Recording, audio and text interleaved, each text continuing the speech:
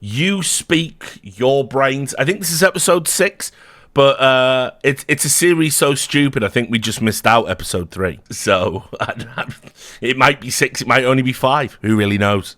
I want to start with this one because I can't remember if I put this in the last one, but obviously, I talk a lot about like Saudi Arabia and their takeover of esports, and it's purely from a Saudi Arabian state perspective. Obviously got nothing against Saudi Arabian people, but certainly have lots against their government, right? And so I talk about it a lot, and Saudi fans keep popping their heads up to say pretty much the same things, like why should we be like the decadent and depraved West, or why don't you ever call out the US government, or I never see you talking about China, that kind of thing. This was a new one, a sub, no less, as opposed to a dom. No, I mean, you sub to the channel, that's what that orange circle means. Why does Saudi Arabian have to have the same morals as the degenerate West? Richard is blind to the idea that not every country is okay with being a neoliberal shithole. Saudi Arabia should be able to be a theocracy and also enjoy and invest in esports. They don't have to lower themselves to the decaying wasteland of the Anglosphere in order to buy sports teams and use their power. Where was Richard when every single media company was bought out or captured by Zionists? How about our banks? Hollywood? Is Richard Lewis Jewish? Or is he just controlled by them? So, right, what's happened there is, for some reason in his mind, he seems to think one of two things. The first is that I'm a Jewish person and I'm using my platform to erode respect for Saudi Arabia as part of my insidious ways. Or, if I'm not doing that, somewhere in the evil, shadowy cabal of Jewish people, you just have to call them Jews, TM, if you're going to be anti-Semitic. Can't call them Jewish people, they never say that, they just say Jews, don't they? The Jews. The insidious cabal of the Jews, TM, they decided that the last missing part of the puzzle for total global domination was some fucking washed up 39-year-old esports journalist. That's what we should do. We should get all our money together and court and say, listen, Richard, you seem to have a lot of influence in this esports world that we really want to control. So could you, if we pay you, will you erode sensibilities towards Saudi Arabia? And I said, yeah, of course I will. Do anything for money, mate. So, yeah, the Zionists got me, guys. So you can put that on the bingo card of political outlook. He's a woke journalist, right-wing, conservative, alt-right adjacent, globo-homo promoting Zionist shill. There it is. You heard it here first. And yeah, it was nice. It was nice to take a trip down memory lane, and see Richard Jewish brought back. Yes, yep, I've had it. I've had that one before. Regular listeners know. This was a weird one as well. This was kind of out of left field because it was an old video. So, as I said, I've been put into the algorithm and I've seen growth. I'm like literally on the precipice of 120,000 subs after being stuck on 116 for about 5 years. And my old videos are getting recommended. People keep saying they see them come up, and I get comments on these older ones. Now, you can tell this is a really old one because it was the different style thumbnails and we were trying to be all serious. It's got the rivalry sponsorship up there in the thing. This is quite funny, actually, because I think this was the video that got me mass flagged by Sargon fans. And do you remember that crisis when all my... it looked like I had... It only takes 3 strikes for your channel to get took down, and I had 51. I had to try and get through to someone at YouTube. And what had happened was I'd released a video about FaZe and a video about Sargon of Akkad in 24-hour time period, and the combined mass flagging, mass reporting of those fan bases basically got all my videos taken down for scam It was the official reason was promoting a scam. Anyway, I had to fucking really jump through a bunch of hoops and all this, and then we had to stop calling rivalry.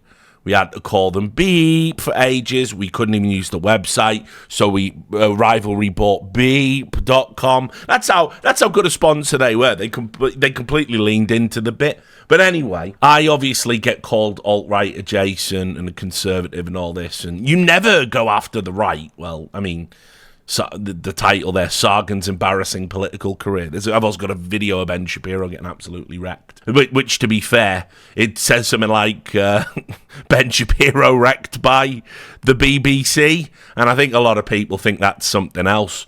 I think that video might have got uploaded to Pornhub. Anyway, this guy, what a comment. Imagine strangling well-respected Dota 2 player almost to death.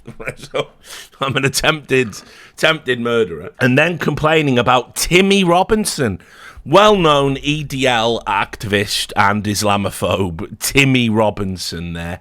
This guy's very invested in the politics. Punching aggressive dude on camera. What this was in relation to was I was saying that, like, I'm sick. I can always tell a moron straight away, because if they promote Tommy Robinson as some kind of martyr, and it's like, oh, the establishment want to shut down. I'm going to pull this down a little bit so you can get my chins in. I want to shut down. They want to shut down bloody Tommy Robinson because he's telling the truth about grooming gangs, and the establishment want to shut him down, and he's never done nothing wrong. And it's like, no, Tommy Robinson is a member of the EDL who has been, I believe, convicted for violent crimes, but ultimately has been repeatedly told to allow due process in trials involving Muslim men, specifically Muslim men. Doesn't seem to have too much of a problem with the Catholic Church nonsense, of course. And he goes to courts and he films, which is just against the law. Journalists can't do it, so I don't see why some twat from the EDL would get to do it either. And yes, lo and behold, he's been caught, he's been convicted of contempt and put in prison. And then he goes, oh yeah, and when I'm in prison, they put me in solitary confinement, they say. And he's in solitary confinement, of course, because it's for his own safety, because he's a cunt. So anyway, I can always tell, if anyone thinks Tommy Robinson is some sort of like martyr to some sort of great political cause, he's not. He's everything that's wrong with patriotic Britons. He's a turbo gammon, basically. He's a turbo gammon who gets handsy.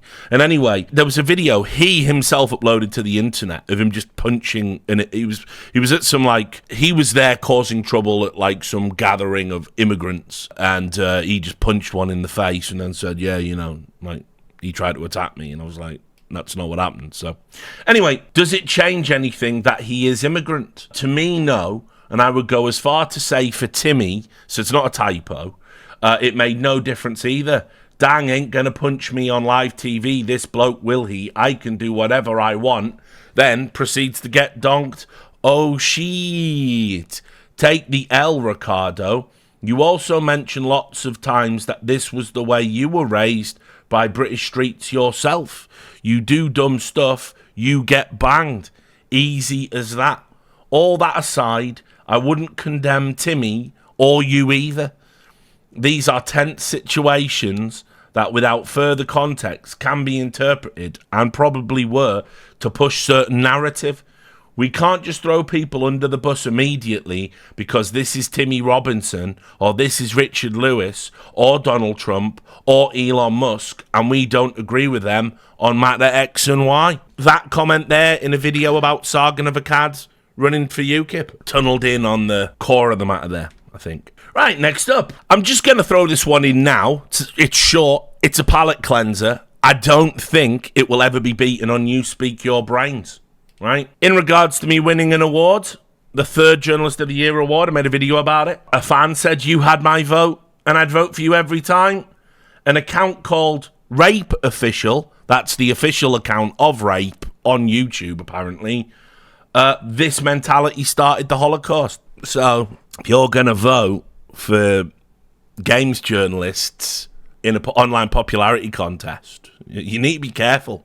Those who don't remember history are indeed doomed to repeat it, aren't they? So he's kind of got you there. Again, on the Saudi front, don't know what this has to do with what he says, but you can see the glorious Esports World Cup video there about the upcoming Esports World Cup in Saudi Arabia. Do you think men having the freedom to have sex with other men trumps the actual ability of millions of people in Gaza to live a normal life? This there on a video about esports event in Riyadh. Now, don't know where Gaza is in relation to Riyadh, but pretty sure it's not in Riyadh. You are sitting here talking about LGBT rights while there are thousands of children dying. I mean, see, what I've done there is I'm simply talking about another cause. I don't really think there's like some sort of hierarchy to it where I have to drop everything to talk about the other thing. But oh, my bad. You are sitting here talking about LGBT rights while there are thousands of children dying because Hamas uses them as human shields. I think you should rightly go fuck yourself.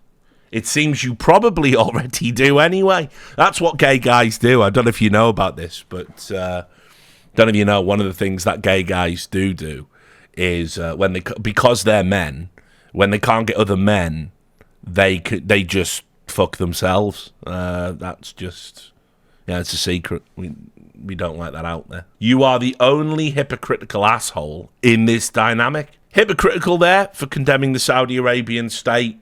I'm not talking about Gaza. This here, not as good, but, you know, as always, my strategy of asking questions. Richard Simp Lewis, every goddamn video at this point.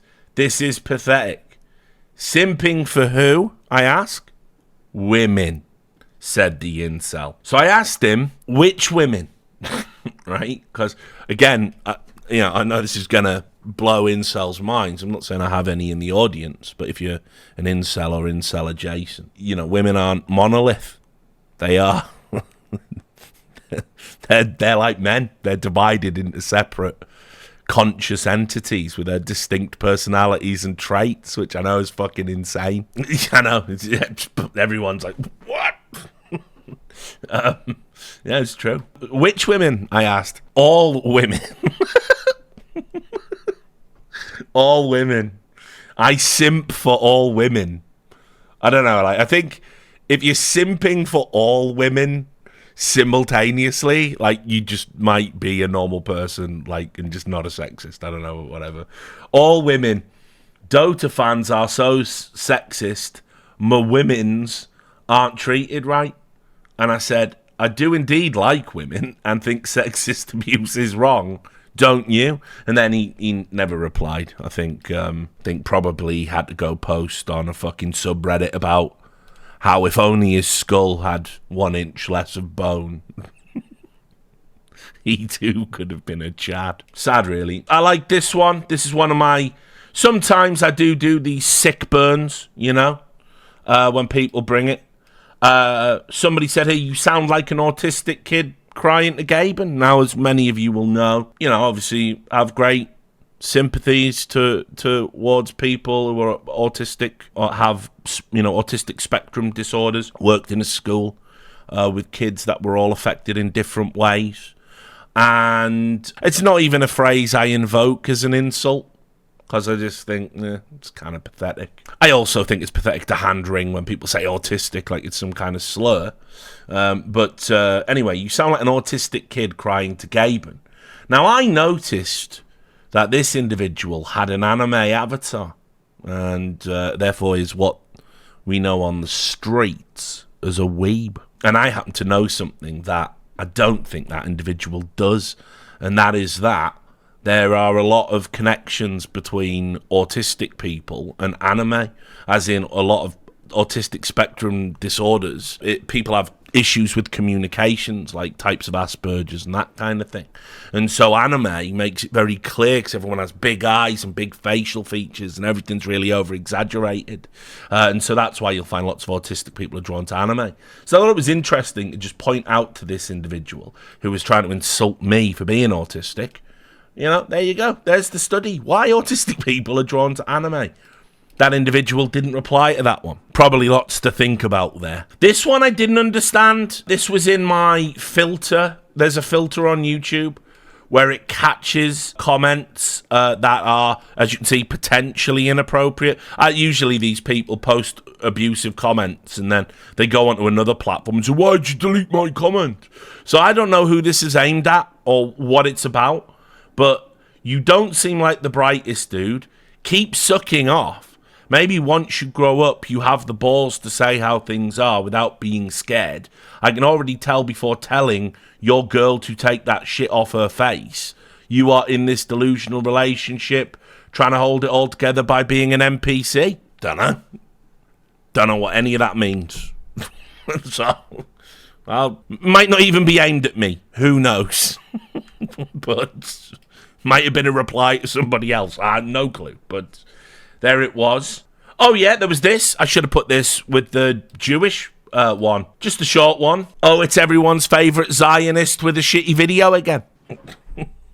I'm actually thinking about, I might make that my YouTube intro. They always used to say you need a strong intro. Well, my intro used to be back when I used to do pre-recorded videos instead of it just all being live streams that get chopped up and edited. I would say, hi, it's Richard Lewis, back with another video. That used to be mine. And, you're meant to have an intro. You have to have, everyone says you got to have an intro if you're going to be a YouTuber. Obviously, I based mine on Kay's cooking, because Kay starts her videos going, there, it's Kay and I've been cooking again. And, people, yeah, my name's Kay. Yep, so I based it on Kay. I based it on Kay's cooking. But anyway, yeah, everyone, I might change it to this. I might start doing pre-recorded videos again in 2024 and just start doing this. Hi, everyone. Richard Lewis, Zionist here. Zionist. Go Israel. Fuck it. Might just. Why not? But yeah, everyone's favourite Zionist as well. I mean, at least he acknowledges I'm a popular Zionist. I'd hate to be an unpopular Zionist. That would fucking suck. Another classic we can all enjoy. I believe we even have a bind for this in the Twitch chat. It might be ! Ruined.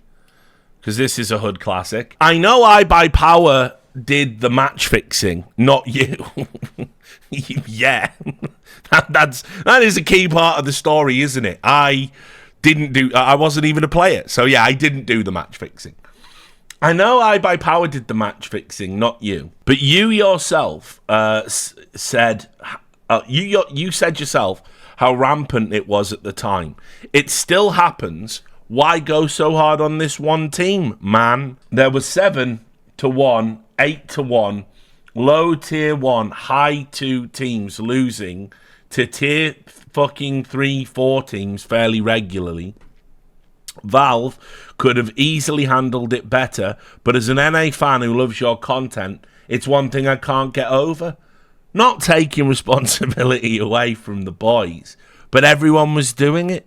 I don't get it. So that's iBuyPower there from 2015. Still a problem. I can only milk that story now so much more. I've said what I said. It was good for the scene overall that they got caught and banned. The bans were draconian. The communications around the bans weren't handled particularly well by Valve. And all the people asking, why will they be unbanned? It's irrelevant now. They just don't really have careers. Steel's the only one who could conceivably have a career in tier 1 Counter-Strike now. So, and he's unbanned in 2025. So, I don't know. But, yeah, so people are still going on about iBuyPower, incredibly. Although, it's like, I imagine if you were a cop and you took down one big fucking criminal, it's all you would talk about in every bar. Everyone would want to hear the stories. So what are you going to do? My man lives in the Great British Empire. I don't. We don't have an empire. I don't know if you got the iMads. I don't know if you got the news, but we don't have an empire anymore. Saying China bad, Saudi bad. Yes, Saudi is bombing Yemen, but they are bad. but not a peep about the US or Israel or France or any Western country. He's a good journalist, no doubt, but he has blind spots for the West. Where are the million videos about the US Army using esports for recruitment? Warra international treasure. So obviously, have written multiple times about people using esports for military recruitment. But no one actually researches any of the criticisms because they're just made up in their diseased brains, unfortunately. One guy was doing this, spamming all the videos, saying Richard Lewis is surely qualified to talk about journalism. Omega lol. I am. And then just to go the other way, because obviously I'm a Zionist, we've established that. Go Israel. We've established that. I'm a Zionist and definitely controlled by the Jews. But apparently I certainly also am alt-right, which, you know, of those alt-right Zionists are, you know, they're a small enclave, but they're there. So, bro, you were absolutely flirting with the alt-right at a time, and it was cringe as fuck. Don't break your spine again denying this shit. Somebody replied, nice topic to discuss under an Overwatch video. Which it was on the fucking, you know, the Overwatch League is dead video, I think. And I said, because that really happened, and you're not just some mentally ill weirdo, you'll definitely be able to show me all the stuff I said that is aligned with alt-right ideology. Please, just link me anything. How are you still not mature enough to refrain from these childish responses? I know, I talk to children. I talk to disrespectful children in an appropriate way to engage with disrespectful children, and always will. You're still wondering why people call you alt-right or are genuinely unsure where you stand, ? It's the years of you making similar talking points about SJW culture as many other far-right or alt-right related content creators on this platform, at times having them on your channel and being very uncritical of them. Saga of a Cad is just one example off the top of my head. Or this Milo guy. Now, you've just seen me post proof that there's a video on my channel called Saga of a Cad's embarrassing political career, right? So, again, these people are diseased. Like, they just need to be, you know, pinned down on a bed, given some medicine, read a bedtime story until they get better. You know, like, that's just it, right?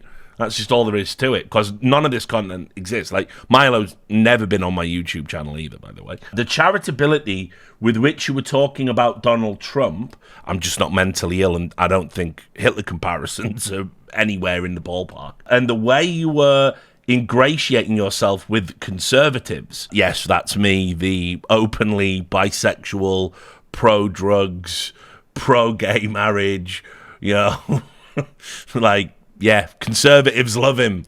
This one simple trick. I know it must be embarrassing to live with yourself having done that, and I'm glad you've moved past that somewhat from what I've been able to see.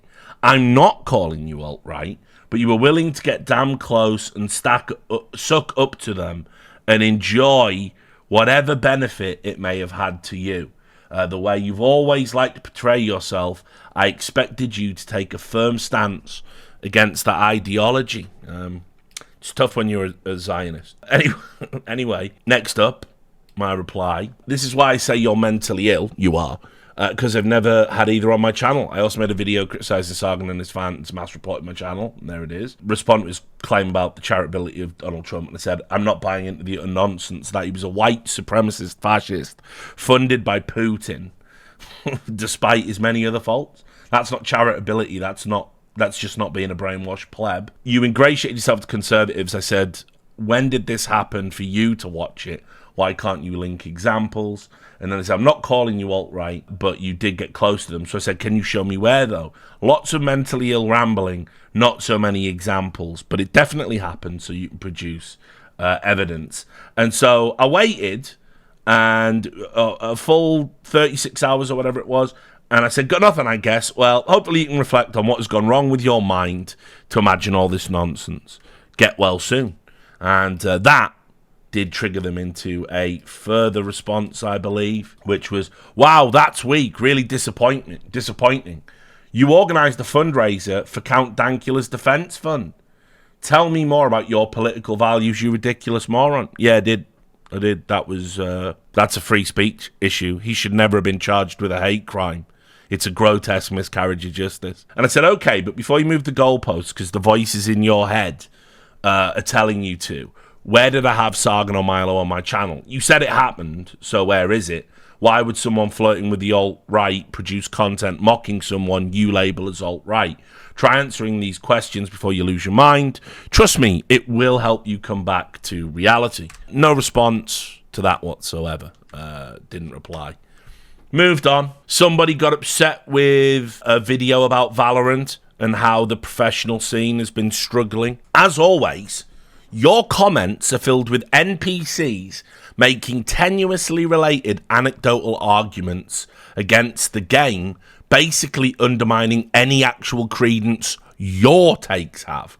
Congrats on finding this audience. So this moron is saying that what people comment under my videos is a reflection of me, and you can discredit my opinions by typing nonsense under things I've said, right? So now the worst part was none of that was actually happening. I went through all the comments. I was like, what the fuck is he talking about? And you can see the title of the video. You can look this up yourself if you're fucking sad enough to do it. There weren't any comments. There was like one or two comments going like Valorant, a child's game, right? Which you're just going to get on anything about Valorant. It's just a meme. And just what you said was happening wasn't happening. Most people were talking about, I have got a pretty niche audience in the sense that most of the people do understand esports as a business. In fact, one of the more common comments I read these days is, I've totally given up on esports as an industry.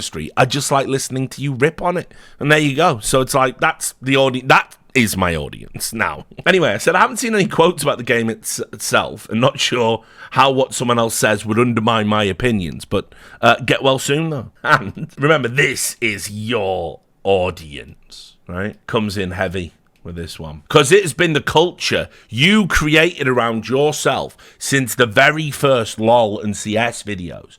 Absolute 17-year-old brain edgelords. Now, again, as we know, I have a lot of boomers in my audience, not a lot of 17-year-old edgelords. In fact, when you look at my demographics, as I've said before, I think I have more listeners over 65 than I do under 16. So, it's like, that's the bell curve of that one, or whatever the fuck. But anyway, absolute 17-year-old brain edgelords.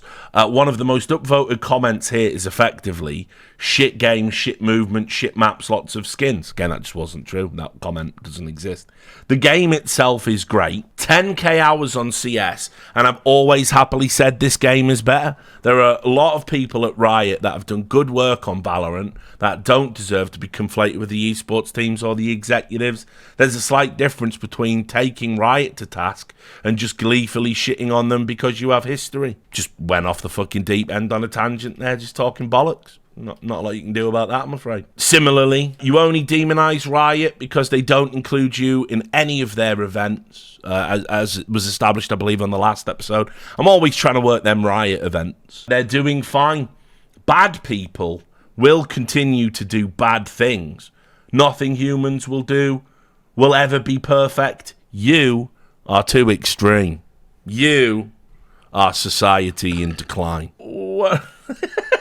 This is a good one. You're an old, sick man who spends 35 minutes making weird grimaces at the camera. That's my whole bit, right? Making weird grimaces at the camera. Talking complete bullshit. Half of the video. What even is a grimace? Is it like that, or is it like... I don't really know. Anyway, making weird grimaces at the camera, talking complete bullshit. Half of the video showing comments from HLTV calling cybersports fans stupid and insignificant, and doesn't even try to understand. Oh, it's from the Overdrive video, of course. Doesn't even try to understand why Over wrote that tweet, what it meant, and what it will lead to in the end. It's a disgrace, you old creep. Fucking RoboCop here. It's a disgrace, you old creep. That's why everyone has forgotten about you. So I replied with, why are you so ass-pained about this video if everyone has forgotten about me? Seems like you are very much concerned with what I say. And then the reply was that comment here. It's hard for you to even understand. It's hard to be you. I get it. Men usually get smarter as they get older. This is not your story. And I just said, you replied, how come you haven't forgotten about me? And then he tapped out on that one. Just tapped out. He's like, fuck yeah. Don't you forget about me. Also on the Overdrive video, I believe, it got flagged as potentially inappropriate. So sorry if you people didn't get to see it out there in the wild. Dude, you are a boring, speculative YouTuber who talk rumors without doing any actual journalist work and pretends he's a journalist, targeting other people who never pretended to be journalists, imposing your own imaginary journalist standards on them and blaming them of poor journalism won't help you become relevant. Pathetic, anti-intellectual boomer whine. Fan at Overdrive there? This is your audience. Yeah, we'll do this. This was on the video about the 4-hour video saying, you know, CS2's not as bad as people are pretending and CSGO wasn't perfect. Acting like cheating isn't a huge issue is honestly head in sand level of delusional. All the evidence we have suggests the problem is incredibly pervasive and widespread. So I said, well, what evidence would that be? And they replied with, Basically Homeless did a video on cheating / anti-cheat. And that included an interview with an anti-cheat developer that had data that showed anywhere from 10% to as high as 30% of the player base of a certain game was cheating in some form. They wouldn't reveal which game due to an NDA, but the number jives with other information I've seen regarding subscriber numbers that have leaked from cheating software providers. I could assault you with links, providing a lot of data points, but something tells me you're the kind of person you won't believe something unless a guy in a lab coat tells you it. That is what that comment says. So I asked him, I said, so the evidence is an anti-cheat coder for an unspecified game said that their cheats were anywhere between 10 and 30%.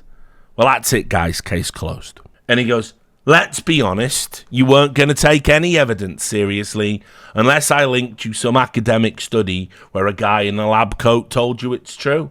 Those of us living in reality know how bad the problem is, dude. For you to minimize it is extremely out of touch. Now, again, I'm just saying, I hear all the time cheating in Counter-Strike 2 is worse than it was in CSGO. Show me the evidence. Where are you getting the evidence from? Right? His evidence there was some cunt involved in another game that wasn't CS2 is proof that cheating is widespread in CS2. Like, I can't even believe that's like a real argument. Morons. Also on the Overdrive video here, how fucked up do you have to be to think that MrBeast is a bad person by giving money away? Yeah, you're right. If he didn't build 100 wells in Africa, someone else would have done it. You're totally right, Richard. Now, obviously, I never said that. Never said that at all. Nothing close to it. I just said MrBeast is a arrogant and clearly dislikable person. And the only people that sort of ignore that fact are the kind of losers that hope one day he might bestow some of his incredible wealth upon them. I've got no problem with his charitable work or his philanthropy beyond the fact he is cynically doing it. It is charity porn, you know. It's like, and that's fine. They're getting something out of it. But it's like, you know, put it this way, it's like when doctors do surgeries on people with like really embarrassing and debilitating conditions. There was a TV show on Channel 4. It used to be called Embarrassing Bodies. And these people would come in and, you know, they'd have like fucking huge distended rectums from like ulcerated piles. And they would, and it was really graphic, you know, they would come in, it was like the fucking Elephant Man. They would just fucking like they would drop their trousers and the camera would just show you everything. It would just have like a tail coming out like the fucking Alien Queen. Or they'd have a giant wart on their knob. Or they'd have the bulbous fucking nose, you know, because they have that rosacea or whatever, right? And they would just show it you in graphic detail. And it's really embarrassing, right? It was really embarrassing. Those conditions are really embarrassing. It must be terrible. But the thing is, if you submit to being filmed and having your embarrassing condition on your private parts or, you know, whatever, put on national TV, we'll treat it for free. Now, maybe you're the type of sick fuck that fucks with that. But that feels like a Victorian-era freak show to me. Pay a penny, come and see the bearded lady, that kind of thing. Yeah, it's good they're getting treatment, but for them to sort of be debased and humiliated publicly to get that treatment, I don't know, that's an indictment on a society at large for me. And I feel the same for philanthropy porn, and I feel the same about people who do this charity. Like, how do you feel about them YouTubers that like go up to homeless people and go, "Hey, can I get you anything, bro? Can I get you anything? Are you hungry? Can I get you anything?" And the guy goes, "Oh, can I have a fucking sandwich? Like, I'm fucking starving. I haven't eaten in 3 days." And he goes, "What about $1,000, bro?" And then, like, the homeless person's crying, and he's, like, hugging him, going, "It's okay, bro. Fucking love you, bro. Love helping the homeless."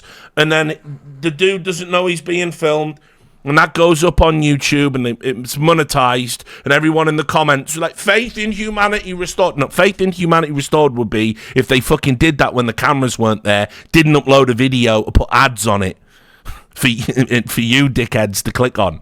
Right? But that's the world we're in. So, like, it's good that guy gets $1,000. It's good those motherfuckers in Africa get clean drinking water. It's good those motherfuckers with the big distended noses get their fucking distended noses treated. Of course, it's all fucking good. It's wicked. But it's not good that there's an exploitative element baked within it. That's it. That's all. And that's all I said. And in fact, actually, I didn't even say that in this video. What I did say was I just think MrBeast comes across as a smug, unlikable attention seeker. Because he does. I've got a good read on people. I've always had laser focus on people like that. It was like when, you know, what level of narcissism are you on when, like, a fucking submarine explodes at the bottom of the ocean, kills a kid who was only there in tragic circumstances to try and reconnect with his father, and his father really wanted to do it. And they've just been obliterated, annihilated, and the same day people are like talking about the tragedy, you have to go, "I could have been there. I had talks with them about doing a content piece." I don't know, mate. No one gives a fuck. Anyway, there you go. That's all I said. Those are my genuine, unfiltered opinions. And obviously, naturally, somebody said, "Where did he say that?" And I said, "Can you link me to where I said it?" And no, they can't. They're Overdrive fans. Facts don't matter. Right, let's do one of the long ones. Let's start with a little classic that I like to call Mean to bubzkji. Now you can see on a video entitled "How's Your Blockbuster Roster Move Today?" talking about, obviously, JKS leaving G2 and Nico not going to Falcons. And somebody posted here, "Why the fuck are you so mean to bubzkji?" Now, again, I'm not particularly mean to bubzkji. What's my honest opinion about him? Well, he's a fucking dickhead, isn't he? Right, he was a prospect. He was like a really good up-and-coming player. He joined fucking Astralis to be a sub, which, by the way, you may as well just announce to the world, "I have zero ambition." Like, can I be a sub? A substitute? Like, it's pathetic. He went there, he did that. Astralis, like, benched him, fully cooked him, reeked him out of his mind, and then he sat on the bench saying only good things about Astralis the entire time, got released, didn't join another team. Astralis used their friends in the media to get him into, like, that TV2.dk an analyst job, and all he ever taught, and now he just throws in like into the world like garbage opinions, like, and he gets away with it because again he was loosely affiliated with Astralis. Like, he says things way more ridiculous than Maui Snake. Like, he was the one speculating about, well, if you ask me, the only reason that Nico stayed and JKS went was because JKS, they had to cut JKS to make room for Nico's salary, and Nico's replying going, you are wrong. It's like no one calls bubzkji out for that. So I just think he's a dickhead. That's it. I mean, you know, he probably thinks I'm a dickhead. Just is what it is. That's it. That's the opinion. He has shown me to be a dickhead. Like, what pro player skips the playing part of their career? Like, who does that? I've never seen it before in esports. Like, I could be a pro straight to the analysis desk, thanks, via the way of the subs bench. It's like, what the fuck what did you do? What did you do? And of course, Reddit loves him, right? Because that's what, you know, that's how that is. Anyway, why the fuck are you so mean to bubzkji? What did he ever do to you? And again, remember, all he ever did was be a dickhead. But in many ways, that's enough. What did he ever do to you? He made questionable mistakes in his life. Is it how it is? He is not a bad person. He is super young. I think he's like 24, 25.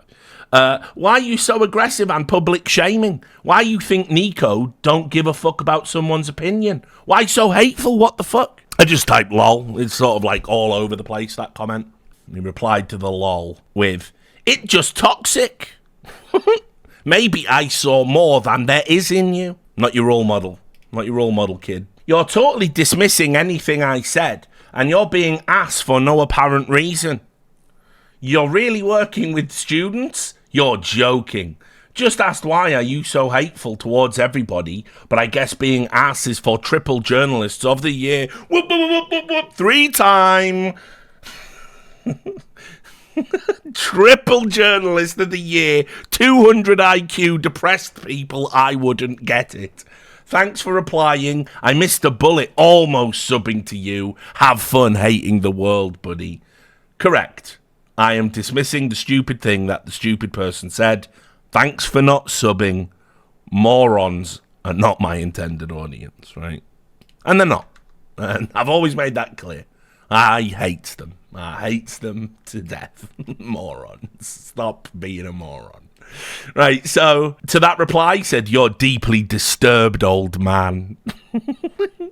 You should take a break. You're watching videos that make you upset and then complaining about how upset they make you in the comments. Start there." Why you mean to bubzkji? Again, how's that guy even got fans? He didn't even have a career. It makes no sense. Makes no sense. How's he got fans? I had very good mood, and I was excited to watch some of your takes in this video. But you're such an unpleasant person. So hateful, arrogant, and mean to everyone. I thought it's just persona, but you're really like that. By the way, by opinionated, I meant that you are making a presumption about someone's whole personality and his intellectu. That's a fucking character in Star Trek, isn't it? And his intellectu, based on some small sample, like you did on me right now. Mr. Lewis, I was watching your for videos long time and know you had tough life. I can only imagine how it was. But this is so ass of you. I'm really surprised. Simple reply. I didn't want to fuck with his intellectu. You sat down to watch opinion-based content, then got upset when you didn't like the opinion. Consider growing up, but feel free to fuck off first. He did not fuck off. You're a nasty man. I'm glad I had this interaction. I know better now. Bye. And then hit him with the toodles. No one likes to get the toodles. Now, for some reason, I do have another mean to bubzkji comment. This must have been somewhere in the middle, but just to show you, it did go on for a little bit longer. I don't think he replied after toodles. There's no coming back from toodles. I watched you for years, but it's so weird. Why are you so hateful to everyone? You seem like you're tired. I'm just cranky and so opinionated, and that you don't have a minimum of respect to anyone outside your special group. What is going on? See if you can figure out how stupid it is to watch videos of someone expressing opinions, then complain when you find the person so opinionated. Start there, because I don't think you're mentally equipped to deal with anything else I'd have to say. And of course, then I hit him with the toodles, and the rest is history. Why you so mean to Bubzkji? There was a JK sexual in the wild, obviously. Strong uptake of the JK sexuals. They're in utter fucking shambles at the moment, guys, because now that he's been cut, it basically means that their gods, you know, top players, Hooksy, G2 management, they agree with me. Now what? What up now, fools? R. Lewis can't go over for being wrong about JKS. So I said, what was I wrong about? It starts from the time you called JKS overrated bum, right after Phase 1 Cato 2022. Didn't happen. With him as a stand-in. Keep this stance until he started winning things with G2. Watching you talk about him over the last year and a half clearly showed me how a person goes through various stages of cognitive dissonance, and over such a long span. It was fun to see that, to be honest. So I reply with, it starts from the time he called JKS an overrated bum. This, of course, never happened. He is massively overrated by weirdos, though, as evidenced by your post. Watching you talk about him over the last year and a half showed me how a person goes through various stages of cognitive dissonance. If it was cognitive dissonance, why did G2 kick him? Kind of seems like they agree with me. Are they wrong now? It was fun to see that, to be honest. Was it really that fun to see me be ultimately proven right and witness a player you're obsessed with get kicked and be currently teamless while squads are being assembled for the major? Nothing to add after that. JK sexuals in shambles, unfortunately for them. I think this was another Overdrive one. The dumbest comments were, of course, on the Overdrive video. So, watching the video, all I can say is Richard cannot distinguish rumours, leaks from facts. Can't. I just can't. I said, why do I have a 100% reporting accuracy record over a nearly 2-decade career? Can you explain how these two things go together? Right? What's not a point what I meant? Overdrive likes to talk about rumours that are happening in esports. When he gets a 100% info about a replacement or signing a new player, he just posts it at Twitter, Telegram, or VK. But when he heard something, I guess that means not shaking my head, he got some contacts as well, conversations about replacing a player, he'd make a note that he heard something is supposed to happen. Since the shit happened, he decided not to post rumours about any team, because pros and average users do not understand the meaning of rumour and the meaning of inside. Also, he said that CEOs/team managers, from CIS at least, tend to contact him if some players are benched in order to let them explore new opportunities before the offs.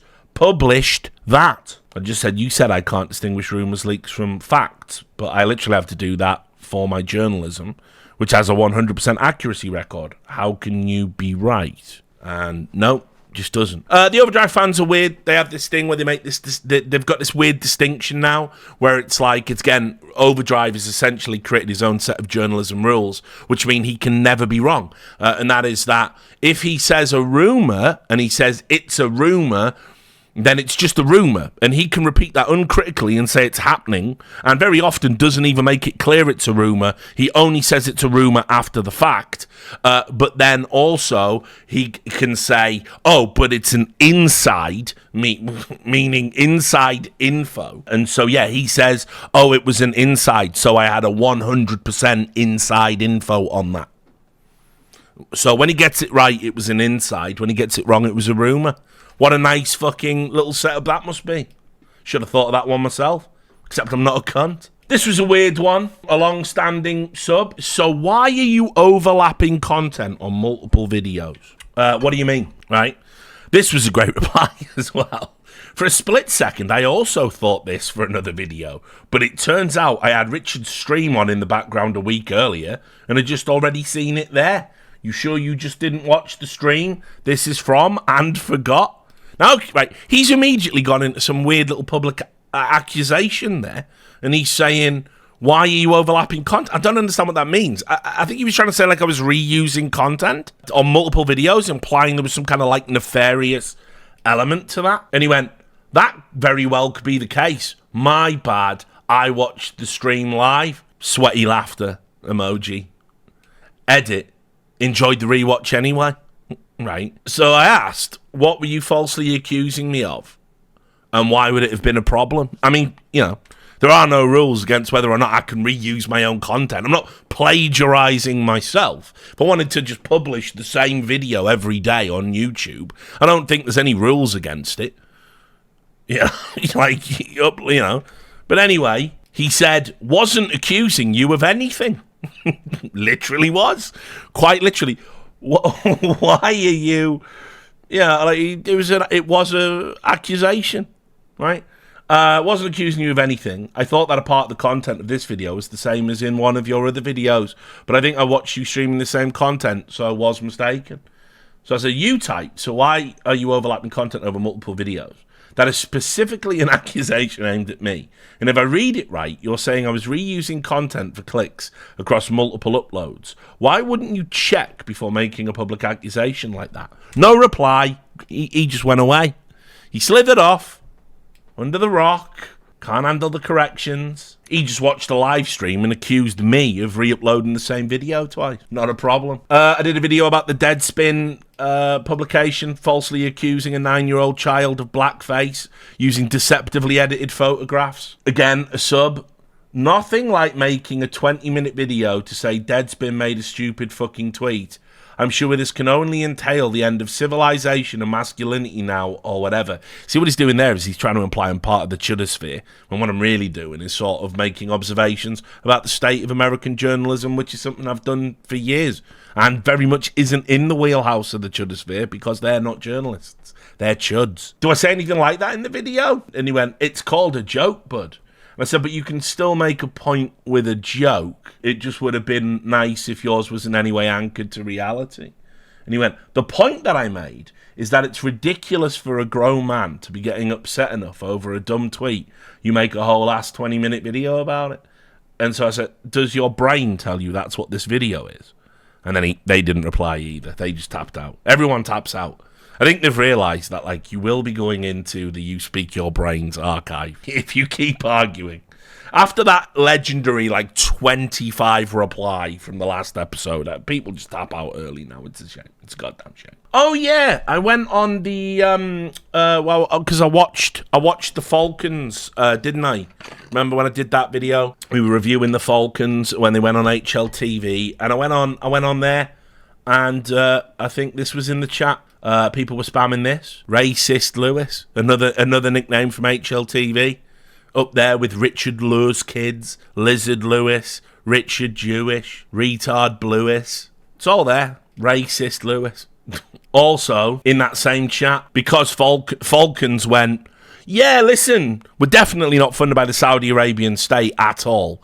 Well, not more than 5%. And anyway, all of our investors are secret and we're never going to tell you. Cool. So, Volume TV took that to mean I'd been owned, and they definitely proven me wrong with their very well-established answer. And said, looks like all of your speculation is baseless. Male feminist liar. He's a male feminist. Zionist, male feminist, alt-right. He's got it all. Most intelligent Dota fan here. I made a point about Sponge, sort of in his mind, thought maybe one day he could be the ice frog of Counter-Strike, and that's why he's been acting like, you know, that's why he had a meltdown when I published the CS2 leak, because he thought it would like, oh, Valve will all become aloof with the talent, because they'll assume that they leaked it to me or something, and so he started acting like a cunt. But this guy thought I meant me. I wanted to become Ice Frog, even though I explicitly said Sponge did. And he said, what Ice Frog of CS? Are you fucking retarded? Ice Frog is an actually developer who was making Dota for 15 years and not some washed up scrub Twitter troll. So there you go. Well informed there. I was watching the leak, Thorin versus Leakers video series he put out. I sat and watched the premiere. There was this from Gerhard MM. Isn't he a role model when he's doing actual journalism? And this is talking about Thorin.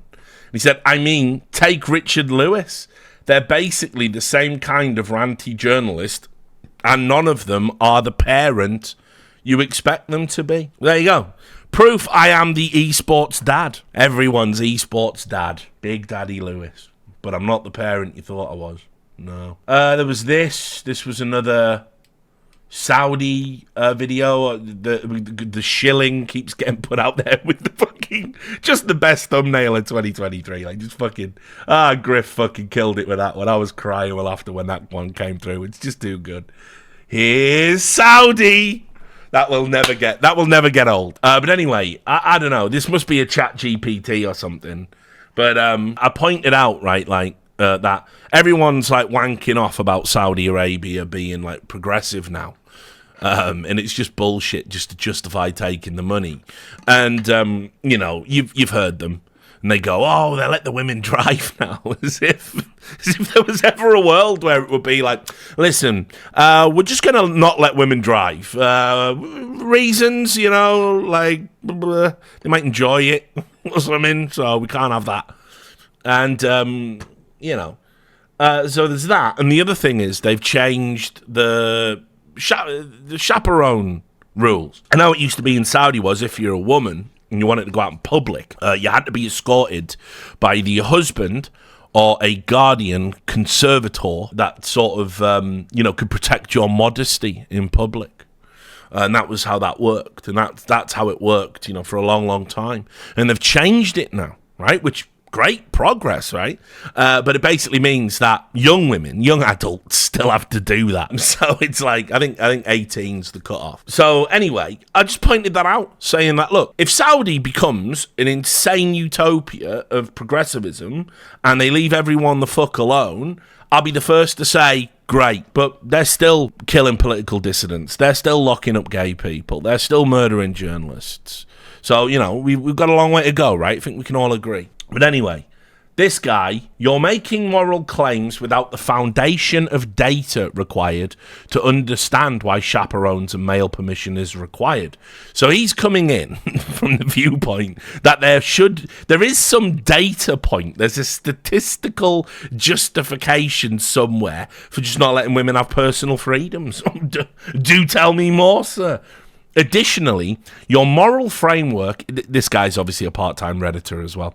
Additionally, your moral framework is displaying signs of emotional bias, not rational conclusions. You make assumptions of outcomes based on the theory of your morals without any evidence of historical proof that these outcomes will occur. Arguments are not black and white. You fail to cede any ground. He spelled seed wrong, by the way. You fail to cede any ground to the counter-narrative, which displays a lack of coherent knowledge. A well-thought-out conclusion would outline why both positions were reached from both sides, then allow the viewer to reach a conclusion. So what I'm supposed to do, you see, is I'm meant to go, now listen, guys, right? I've got to both sides it.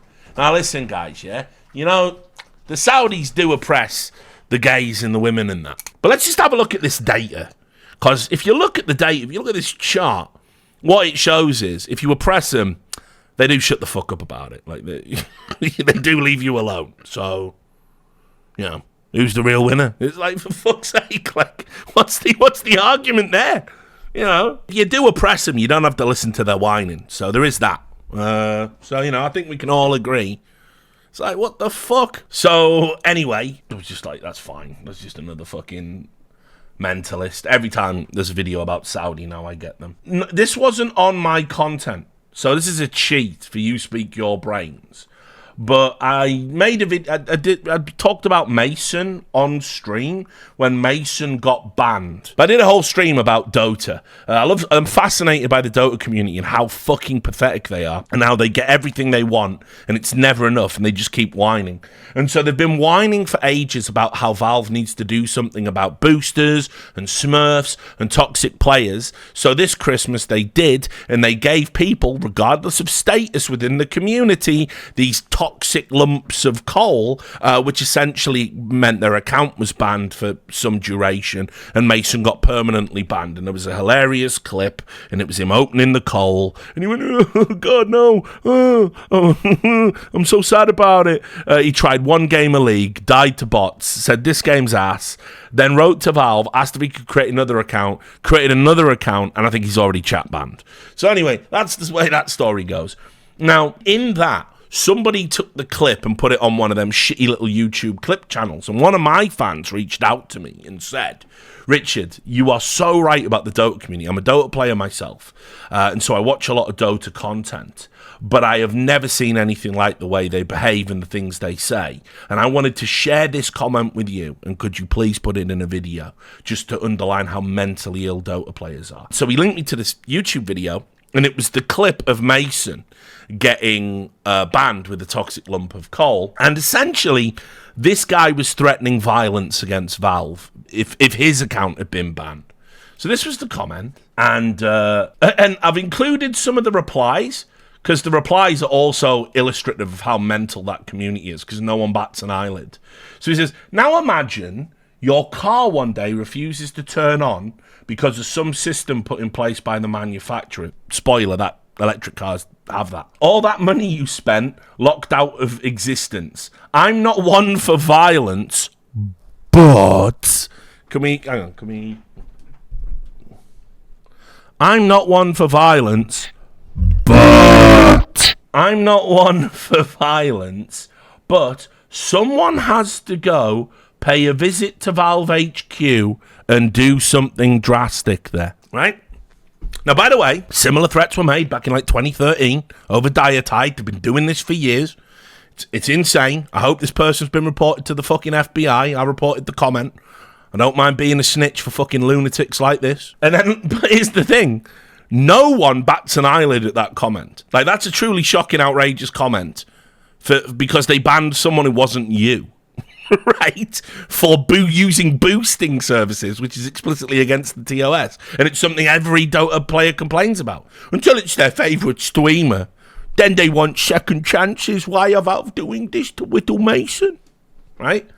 If it is, somebody just goes, "Nah, this is deserved." Imagine if you never respected laws of circulation, evaded speed checks, police, and never paid fines. Suddenly a police officer get you and takes your car until 2038.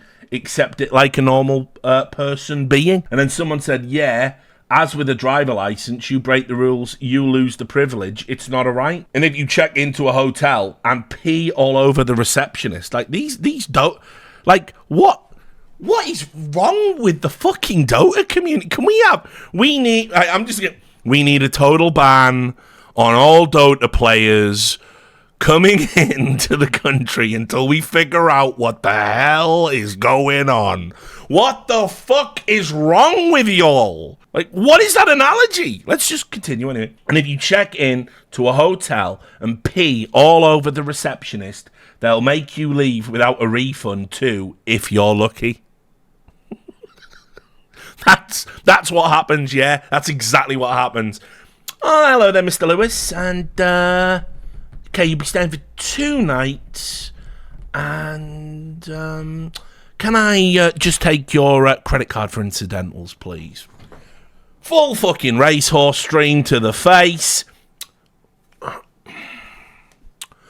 "Can you please leave, sir?" And I don't think that happens. And no, we won't be refunding your deposit. No, I don't think that's how that interaction goes down. I think you're essentially committing assault at best, a sex crime most likely. But you know, Dota players, what would they know? Jeepers. On that note, we'll do another chain one here. This was in a video again. I happened to mention that, you know, women that work on a broadcast in the Dota community, they do get a harder time because, unfortunately, there are a lot of fucking dinosaur mentality motherfuckers in the Dota community and a lot of incels, I think. You know, it's a real mashup of all the worst types of people, basically. Anyway, I mentioned in passing that one of my colleagues, Moxy, had a real hard time when she broke through, and people really disproportionately criticised her. I'm not saying she was perfect or flawless, because which commentator is? Not to mention, once you put something through the prism of personal preference, your ears might just never enjoy somebody's commentary. You see it all the time in CS. Oh, I fucking can't stand Anders, me. Yeah, I can't stand Hugo and Henry. Yeah, and what about Machine and Sponge shit? And they all they go back and forth about it. None of it's based on anything like objective. It's just based on what they prefer. And that's a bit, and that's why that discourse is stupid by and large. But anyway, in passing on the video, I talked about, fucking how shit the community is, and what they did to, Frankie, and what they did to Shiva, and what they did to Moxy, and, other women that I've worked with and have a lot of respect for. And anyway, we got into it. You can be the judge. Does this person have a valid point? Or is he just masquerading as an incel?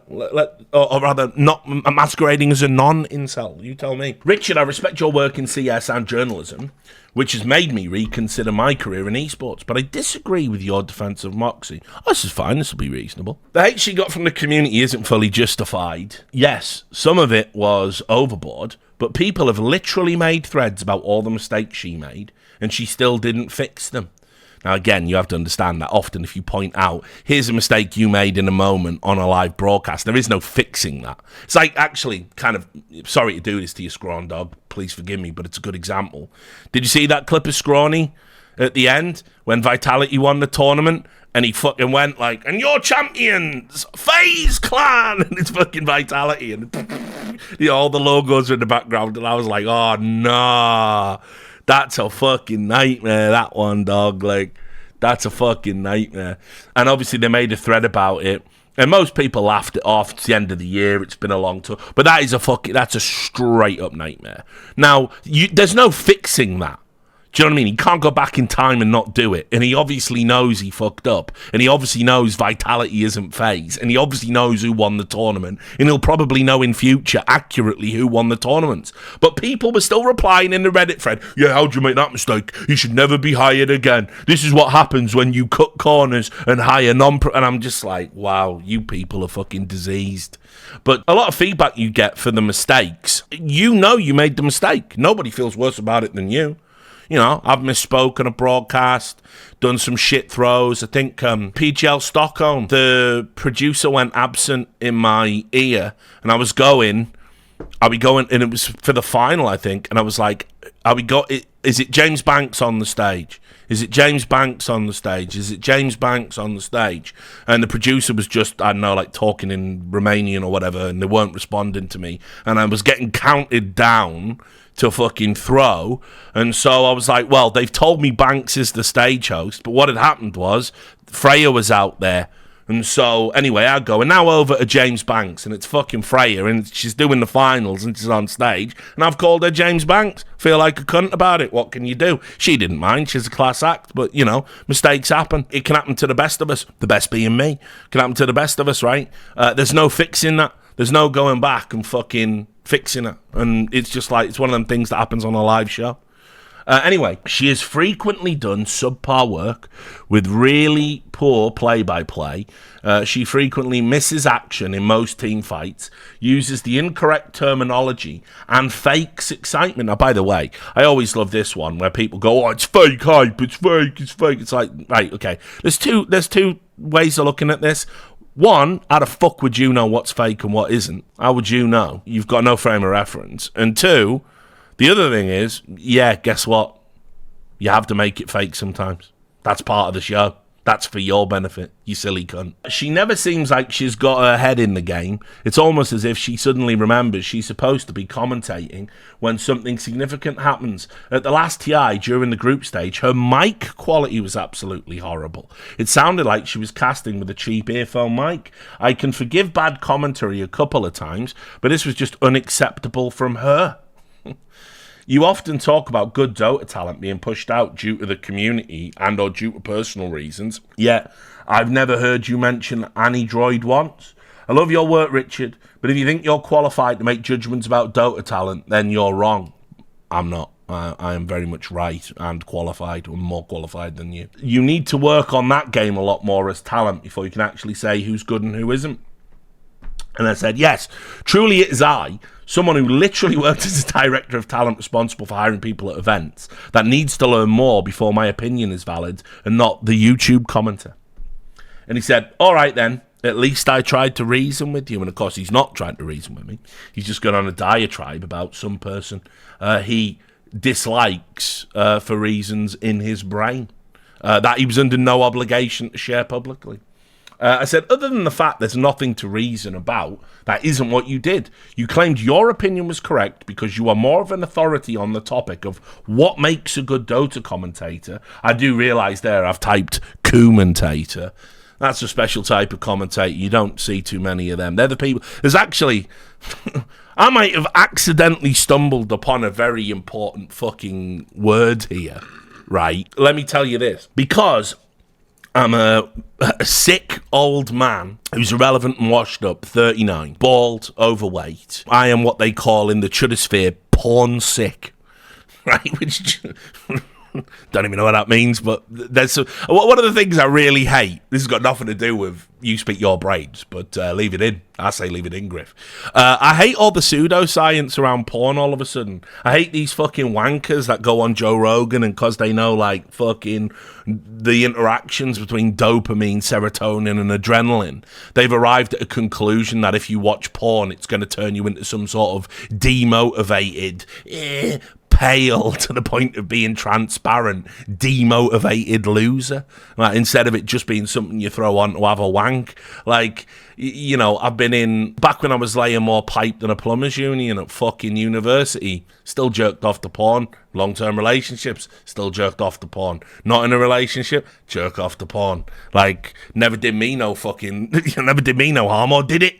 You know, but anyway, I'm sick of all the pseudo fucking science around porn and everyone going like, oh yeah, porn's this pervasive evil and let's all ban it. And I just, like, based on what? Based on some cunt on a Joe Rogan podcast going, when you watch porn, serotonin goes into your brain, and then when you get serotonin, you don't want to do nothing else because you just want the serotonin. Like, oh, this is wicked. This is like almost anything. This could apply to fucking skydiving. But anyway, because I am porn sick and I watch porn all the time because that's what coomers do. You know, you've got one giant arm and I'm a coomer. The comments for this will be brilliant, by the way. The responses to this segment will just make up the entirety of the next episode, right? But this is no joke. When you go on Pornhub, there is commentary from other porn stars or adult entertainers or amateur porn stars, and they are commentating on popular porn videos.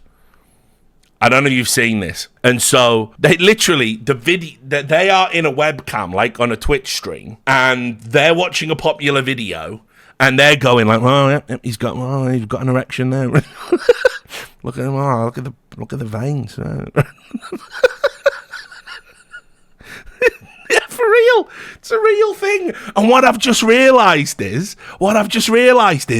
there wasn't a word for them until now.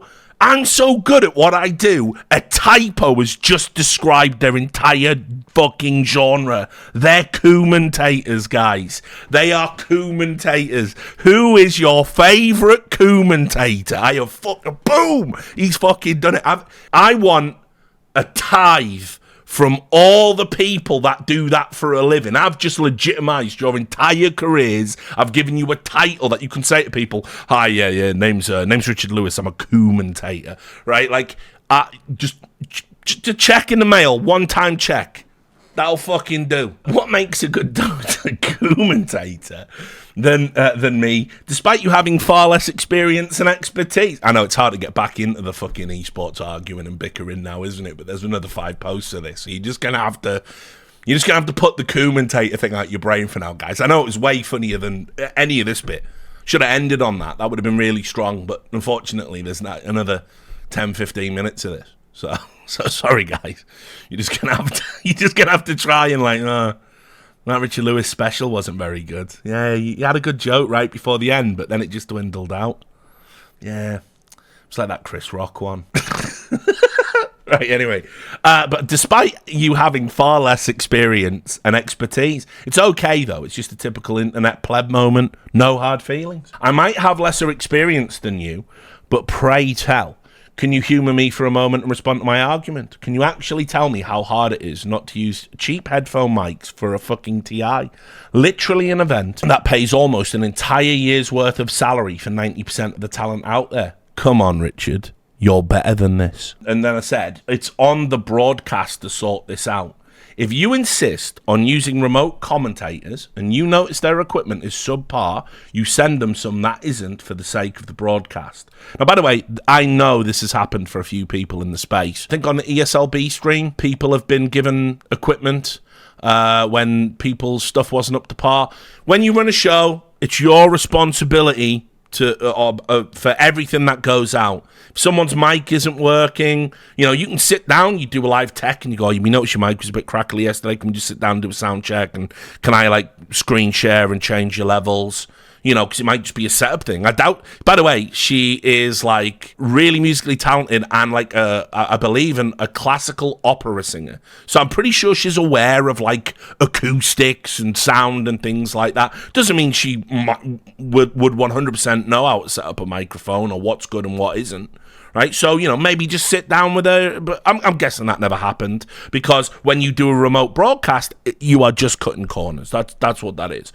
But you're still responsible for it. So if her mic sucked, she should have got fucking, sent a mic. Anyway, you notice the equipment is subpar. You send them some that is for the sake of the broadcast. I also doubt that it was because their equipment was cheap, but probably not well optimized or equalized. And again, guess who should be working with it to fix that? Oh yeah, the people being paid to run the tournament. It's incredible how so-called fans can imply I'm somehow unreasonable or awful in some way because I have more insight about an opinion they refuse to listen to actual expertise on. You know where the door is if this is a deal breaker, because obviously it's yeah, Richard, I'm a sub, I'm a big fan. I'm such a big fan that I'm losing my mind because you're saying Moxy is not shit. Right? And then, all right then, cheers. And said, no clever response now. I've explained whose responsibility it is. Come on. I must be wrong despite 15 years broadcast experience. Tell me how you know better. Don't give in so easy. He went, all right, sure, mate. So he did. He let loose with the paragraphs.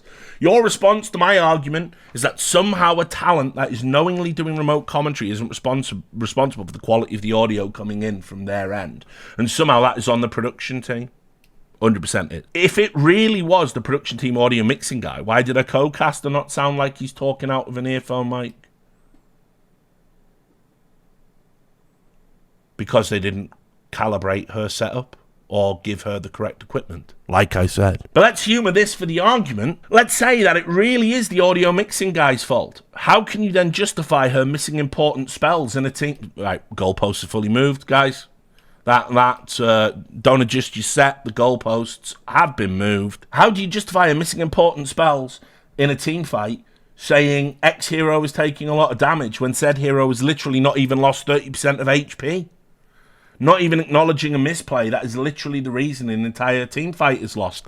By the way, if Moxy pointed out a misplay from a pro player, you know what they do to her? You know what they do to her? You know what the Reddit threads would be? Who is she? She's just Archon. How dare she say it was a misplay? It's a total objective misplay. But Dota talent can't point out when pros make mistakes, and they've just given up on doing it. It's why the fucking broadcasts are just lousy. You watch someone make a blatant fucking misplay, and you go, oh, well, he's misjudged that one. No, he was shit, because you can be 10k and still fuck up. That's Dota. But no, they're not allowed to say it. Literally the reason an entire team fight is lost, not knowing that an ability pierces BKB by saying this hero should be able to safely get out, I'm paraphrasing, when said hero literally gets his BKB TP cancelled, saying a team has good positioning when they literally lost an entire engagement due to being out of position, and many more that I'll be happy to point out if you like.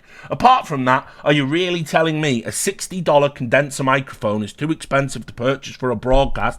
Listen, it's not her broadcast, so if it's not expensive, the broadcast can buy it. Put it this way, if somebody said, I don't like your setup at home, I'd be like, well, alright, send me some shit. Easy peasy. You're getting paid Valve's money, you've got Valve's bag. So, you want me to do it remote, you won't pay for me to be in your studio, you can fucking pay for me to have a studio at home, you cunt. Very straightforward. I'm quite sure the talent get paid handsomely. I should use my pay for the job to buy equipment to do the job, apparently. In comparison to other events, even if they're going to be working remotely. Aries invested in a proper commentary setup. Why didn't he sound like he was casting from the toilet if it's a mixing issue? I never said you need to have top-tier broadcast equipment at your disposal. If you're going to be a commentator there, you don't need to spend $700 and $800 to buy an HDM 300 Pro. Just buy a $60 condenser and a cheap pair of headphones, which a TO will probably reimburse you for most of the time if you actually talk to them about it. But hey, if this isn't enough, I can happily sit down and rewatch Moxy's entire TI broadcast and give you literal timestamps of the same mistake she's making from 2 years ago. You can tell me what rational explanation exists out there for the same. I can literally give you receipts if you want. Let's really get to the bottom of this and figure out how irrational the whole community is. Man wants to crack the case, right? The case of the bad commentary. Okay. I respond. I said, why did the co-caster not sound? Because he didn't have the same setup and or problem. What a dumb question. Try this. Whose responsibility is it for who goes out on a broadcast? Answer that one. Clue, it only has one answer. This hero should be able to safely get out. I'm paraphrasing. D-Man in League used to make predictive errors all the time. Still one of the most beloved casters despite this. I wonder what the difference was. And he did. He used to do all the time. And they're not going to be able to win this one. Oh, but they're turning it around. And he used to do it all the time. And he'd go, surely he's not going to make it through this one. Then they would. Or, well, the fight started terribly for them. The other team would fucking win it. And then he'd go, I don't believe it. It used to happen all the fucking time. People were wanking off and, oh, I fucking love this. Him and Joe Miller are so good. Apart from that, are you telling me a $60 condenser microphone is too expensive to purchase for a broadcast? No. I'm telling you, a broadcaster responsible for what goes out on the broadcast. This is also another really big clue to the above answer. But hey, if this isn't enough, I can happily sit down and rewatch Moxy's entire TI broadcast. And I just said, sounds like something an incel might do. Dunno. And he said, let's really get to the bottom of this and figure out how irrational the whole community is. And I said, you seem super rational right now, my dude. Hit him with a my dude. People hate that. Thanks for that, by the way, Destiny. The my dude is a powerful tool in online discourse. And here he goes. There are the ad hominems. Was quite surprised you hadn't called me an incel yet. I wonder why. Good luck, my dude. He's mirroring it. That's mirroring. Don't go off on the deep end with Dota. You're really good at journalism. You'll probably lose it if you keep focusing on the vocal minorities. You're better than this. Genuinely hope you keep up the rest of your work. The industry needs it. Thanks and peace. My final response. I said I didn't call you an incel. I did highlight things an incel might do to prove a woman as being bad on the internet. If your instinct is to do those things, that's something for you to think about. And then don't go off the deep end. Like telling someone you claim to be a fan of how they are now bad because they said hate towards a female commentator was exaggerated, and then state you're going to work through hours of video footage to highlight their mistakes. That kind of deep end.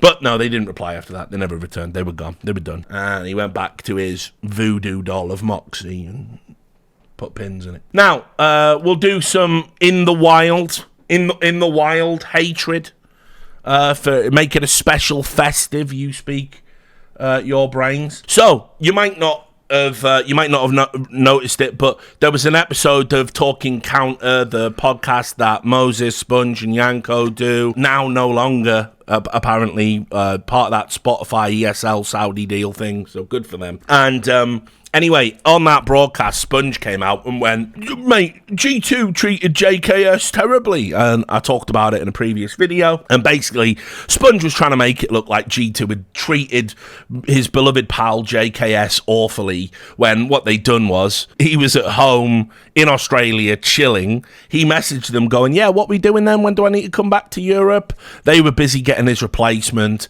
They didn't give him a clear answer for a grand total of nightmare 2 weeks, which Sponge said was ghosting him, and everybody blindly repeats this nonsense. Now, he was ghosted. They treated my beloved JKS so bad. Why? Justice for Justin. Hashtag justice for Justin. Right? And basically it was all bullshit. They just did what any org would do. They were replacing a player. They didn't tell him he was replaced until they'd locked up the contract with his replacement. Then graciously said, yeah, you know, look, you can go and pursue other options now. And because he's one of the most overrated players in the world, Reddit can't understand why he's not immediately in FaZe or something else like that. But that's not in his future. This was the peak. He got memed into G2 after winning a tournament with FaZe by Reddit. Those are the facts. There was no other reason to bring him in.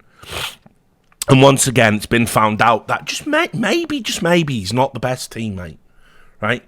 Anyway, so Ryan formerly of Rush PME, I still call him that, I don't know why. Ryan Fraud put out that clip and tweeted it. And then this guy, CSGO In Depth, which by the way, you know, he's in the depths of a mental breakdown, as you'll see. He just tagged me in it and said, so, are you going to defend JKS here? Or nah, since you have a vendetta against the guy. Notorious vendetta against JKS. Just said he was just said Reddit overrates him. That's been the whole thing. I replied with, seek help. There's a number you can call, referring to the 555 JKS Cook Me, which everybody remembers that bit. Another great bit, which all the JK sexuals replied to that clip when it went on Reddit, going, he's not funny, that Richard Lewis, he's just not funny. And then he replied with, I got you good. I asked him, how's that, right? And he said, you're responding, crying with laughter, you're responding. I tagged you apropos of nothing in a tweet. And you replied to it. I'm crying with laughter. Crying. I said, you added me on Twitter. That's kind of the function of the website. Are you sure you're not ill? And so he then went, while I have your time and energy. He's done a 180. He's not crying with laughter anymore. He genuinely wants a conversation with Senpai. I'm here. Right? Oh, while I have your time and energy. Is what G2 did here wrong, JKS? Should esports organizations like G2 treat players like that? Just curious where you stand. I said, I don't understand. You just implied that if I reply to you, then you have played some sort of trick on me. Do you want me to reply or not? Well, I originally asked you if you were going to defend JKS, just in this situation, but you told me to call a helpline. I'd like to hear your opinion on this, since you're a legitimate journalist in our scene. Okay, well, polite now, yeah. But you said your tweet was designed to get me, as if replying on Twitter was a trick. So, do you want me to reply or not? See, right? And he said, yes, Richard, I'd like your thoughts on this. My apologies for being an idiot. So, you know, I thought, fair enough, and I took the high ground. And then I blocked him. I blocked him for no reason. Suck my fucking prick. Suck it, dickhead. That's what he gets. Fucking moron. Yeah, boom. Blocked. You'll never get my opinions again. He'll be complaining in a Reddit thread about how he got blocked for no reason. Now, how do I know that? Thorin put out a video completely unrelated to me, unrelated to everyone. He replied to a Thorin video post-block. Richard Lewis has had a vendetta out against JKS. So remember how I broke him? Remember how I made him? And would you like an opinion? You leprous peasant? Would peasant like an opinion from your lord? Well, just bend the knee. Bend the knee, leper. And I'll give you an opinion. Remember when I broke him like that? He so wanted my opinion about fucking JKS that he was like, oh, please, I will, of course. Now, don't kiss the feet, leper. Right? You begging for my fucking opinion. I broke him. He apologised and then I blocked him. And then immediately back to being the idiot he was apologising for. Richard Lewis has a vendetta out against JKS for years now. He's a fraud. You're a fucking fraud, Nate. You're a fraud. Because you were licking my ass to get an opinion when you were like, oh, wow, I'm having a serious conversation with someone that actually isn't just a fucking voice in my head. This is wicked. And then you got blocked and then you got sad. You got mad sad. Somebody said, you must be being sarcastic, like, and he did it again. Thorin puts his thoughts out there, and it's like, it's a waste of time. Just like, I don't want to share my thoughts with the wider internet. You guys are fine. Those guys, not so much. But anyway, he said, having a discussion is making your point. Hearing their points and maybe comparing on engaging with their points. Nowadays, people seem to think it's just restating your position over and over and demanding the other person agree and say the same thing. Thorin has indeed noticed what online discourse has been reduced to. What do you think the first comment was in response to that? This is Richard Lewis about JKS. He's just totally fucking done. He's just totally done with it. He's just had it, man. He can't cope with it. He got blocked. Now he's just fucking miserable as fuck. He's gone back to being a leprous peasant. He got to touch the hem of my garment. But now he's back. He's back eating acorns. Right. So there we go. That was You Speak Your Brains. Let me get this other thing, though, because while I was looking for stuff just on the internet about me to put into this video, I did get this. This was just an HLTV thread entitled Richard Lewis. There's one of these about every 2-3 days. Remember when Richard Lewis said a month ago Valve were making a new anti-cheat, upgrades to back? Laughing my ass off. Maybe I'm 2028 if we're lucky. Couldn't even spell in. So anyway, I never said that. Never said that. But anyways, I was searching to see. You can see, like, look, why does he do it? Why is he so rude? Midlife crisis. You'll get it when start to go bald. Proof clip. It's Richard Lewis saying something dumb. No proof needed. He is deranged in the clip. Doesn't play the game enough to have an opinion on this. Richard lures kids. Told you. Just strings people along. He can't have people stop playing this game or he loses his house. If I could fucking delete Counter-Strike tomorrow just to piss off this shit community, I absolutely would. I'm on record saying I hope the game is fucking bollocks. I hope you all stop playing and fuck off so we can get like a handful of normal, well-adjusted people again in this esports scene like we had in Counter-Strike Source, which was wicked. It was small, didn't get to be, you had to carry your own PC halfway across the world to enter the tournaments, and the prize money was shit, but we all had fun, we all had respect for each other, and we were all well adjusted. Kind of. Then look, lures kids, what's that supposed to mean? It's just a pet name a few of us, dearly departed chat members came up with. And what is it supposed to insinuate? He lures children. It's just a name, bro. Weird name to come up with and potentially misleading, don't you think? I don't know, man. My name is Chuffer, and I'm rarely chuffed on this forum. I wouldn't make 2, spelt like the number, much of it. Well, that's misleading then, isn't it? Sadly, Tube had you can't change nicknames anymore. When RL gonna dorp his frag highlights? Do we need an RL thread every couple of days? Yes. And then look. Yes, because it's the only way to communicate with him, since we know he reads them all. Hi, Richard. By the way, Jerry, I included this specifically for that comment. I wouldn't have read this thread if you weren't at the end going, hi, Richard. Gross, dude. But look, he said, I respect the man deeply and watch read all his work. I just disagree with some of his opinions, philosophy on CS. My philosophy on CS is it must be destroyed. There you go, Jerry. Anyway, so when I was going through that, I found a vintage, utter classic Richard Lewis hate thread from 2013, 10 years old, right?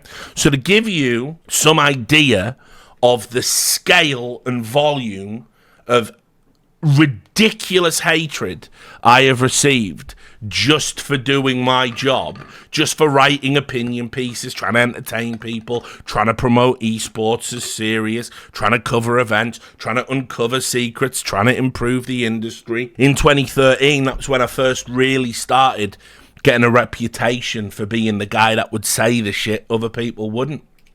And it was when I was covering StarCraft. And so, Cadred I'm out. For those who don't know, Cadred was the website I used to edit. It was the big source hub. It was originally started by Finns, much like I'm stuck in Carcosa in a way, because my Discord is essentially run by Finns as well. And the first serious website I worked for that cut me a check was also created by Finns. My bosses were Finns. And so anyway, Cadred was from Insignia Cadre, which was a moderately successful Finnish Counter-Strike source team in the early years of the game, known for its frag movie, and they were one of the first to sort of create a skin for their in-video editing of a tattoo on their forearm, which was the team logo. And everyone was like, oh my god, that's fucking sick, bro.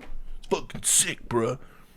Now, from what I remember, Bin Out, I think, was like some French weirdo. I think he used to complain on the site all the time. He was like one of them like power users, and he'd been there a long time, you know. And like when power forum users get told to, like, you start deleting their posts, so you tell them to fuck off or whatever, they can't handle it. And so basically, like, I'm pretty sure, as I remember, he was in with that Vacarm crowd, but I could be wrong. I might be thinking of Bin A, you know, Bin Out, Bin A, Bin this, Bin that, fucking in the bin. But anyway, let's just see what upset a big fan, what made him lose all respect in 2013.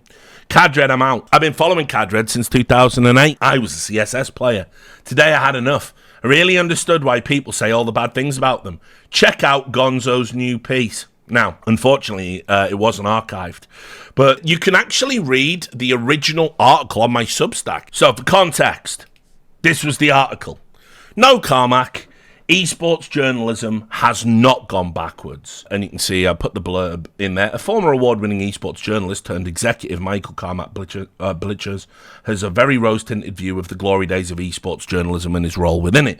Now, for those who don't know, Carmack started out as a journalist. He used to write stuff on a Quake forum called ES Reality.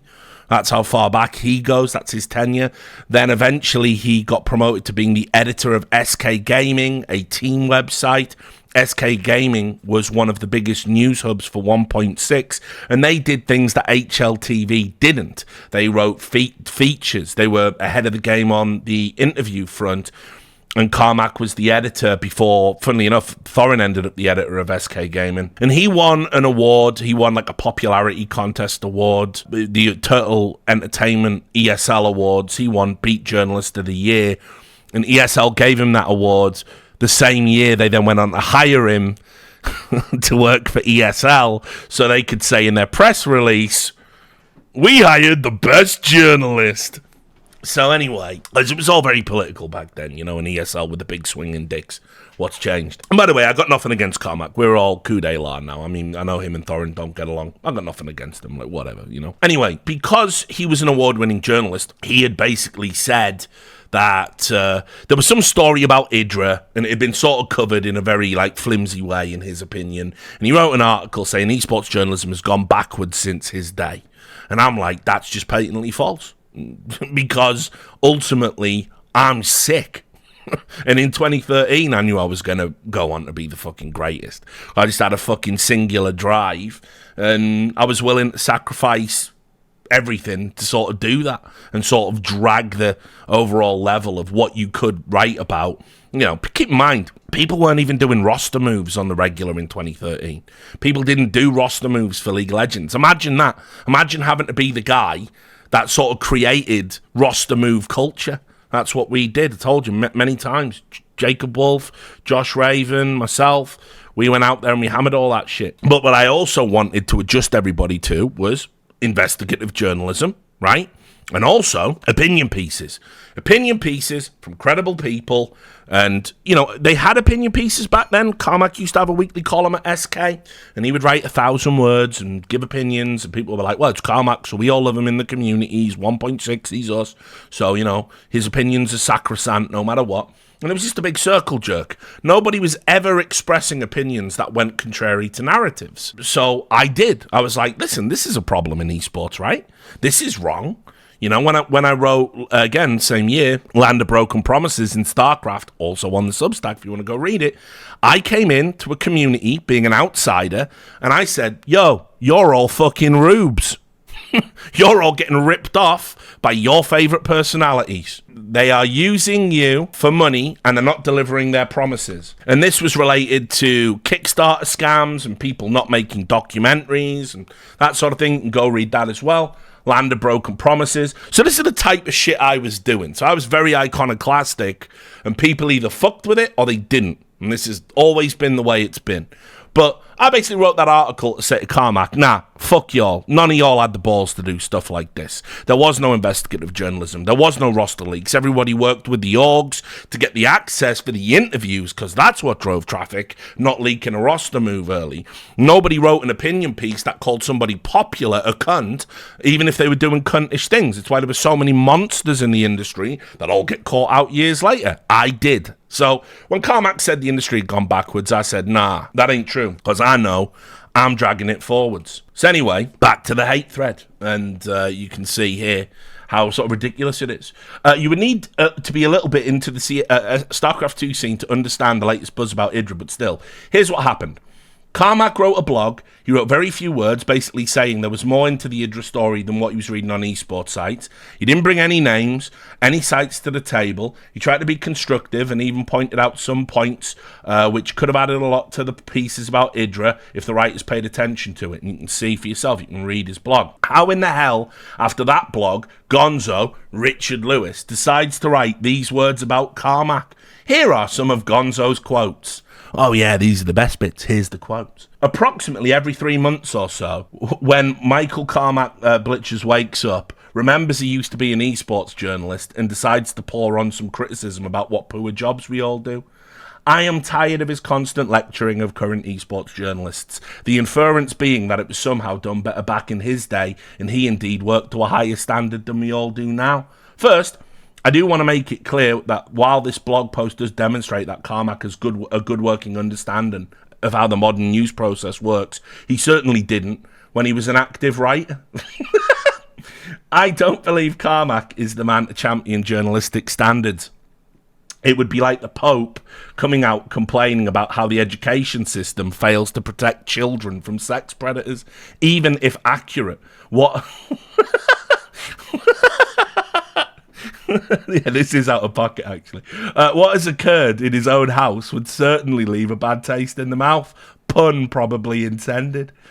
I feel most of the criticism Carmack came out was proved wrong after the fact, and not because we suddenly raised our game to appease our patron saint.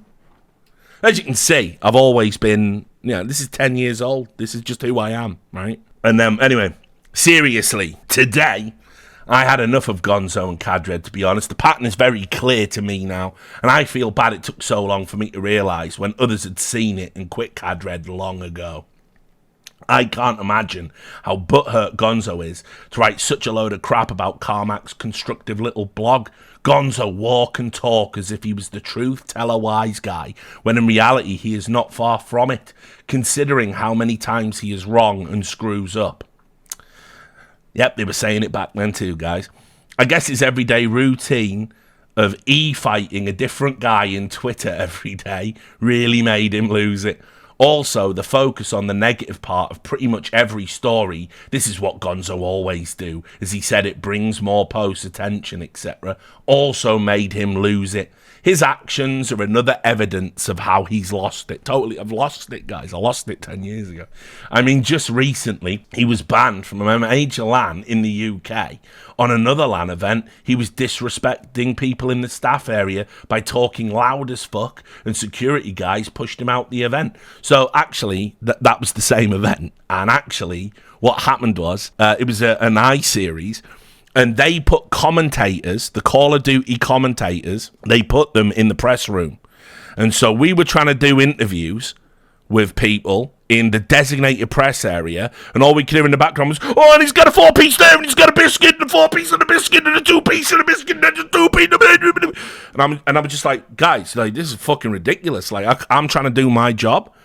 Anyway, so funnily enough, it was a guy called, Malmoth. And he runs Gfinity. And so again, I worked for Gfinity, so we were totally cool. But he's Scottish, so you know how that goes. He thought I was mugging him off. I kind of was.